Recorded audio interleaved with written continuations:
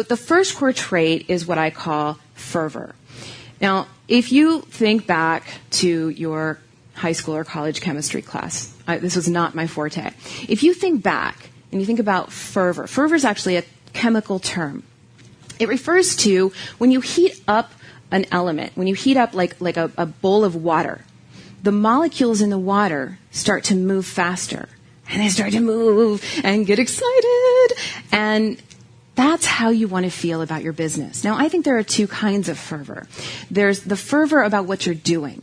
And I think that's, when Larry Winget talks about passion and how it's an uncontrolled emotion, and you don't want an uncontrolled emotion in your business. I really agree with that, and that's why I chose to talk about fervor and not passion.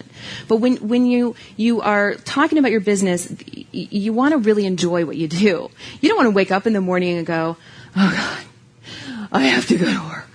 I hate it. I don't want to do it. You don't want to wake up like that. You don't want to wake up with that ugly feeling in the pit of your stomach. You want to wake up and go, oh, gosh, I get to do this thing today. And it's another awesome day that I get to go to. I love it. So that's the first kind of fervor. You have to be fervent about what you do. The other kind of fervor is being fervent about what your business makes possible. So I love what I do. I also love that my business makes it possible for me to spend more time with my husband, to travel around the world, to try all kinds of hobbies and pastimes that a lot of people never get to experience. But the reason I get to do that is because my business is flexible, and I've structured it that way so that I can enjoy it. So you want to get the fervor for both of those things, fervor about what you do and fervor about what your business makes possible. And this is what I call the Christmas tree factor. It lights you up like a Christmas tree. And it makes you feel so excited. And you know that moment at Christmas time, and you plug in the tree and everybody goes, that's what you want. So a lot of people say, well, how do I get motivated in my business? Well, if you have fervor, you don't need motivational books. You don't need inspirational speakers or sayings. You don't need all those quotes you find people posting on Facebook and Twitter all the time. You don't need that stuff. You know why? Because your fervor is already there. It's what motivates you. And if you're broadcasting, you're not drawing people in. You're pushing people away. So you want to pull people in and then do what I call leaning into your marketing, which is, when someone says something really interesting and you're in a really engaged conversation, you lean in to hear what they have to say next. Do that with your potential clients. Do that with your target market.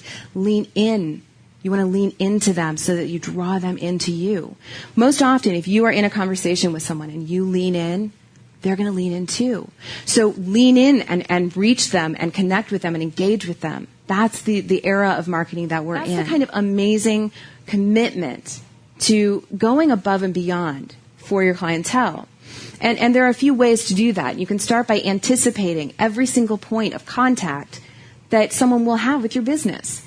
And then stepping in their shoes and saying, how can I make that point of contact, just that one, better? So if it's your website, how can you reach them more? If it's the moment when someone picks up the phone at your company, do you really want the first moment someone calls your company and interacts with you to be a machine? Do you want it to be a recording? Answer, no, you do not.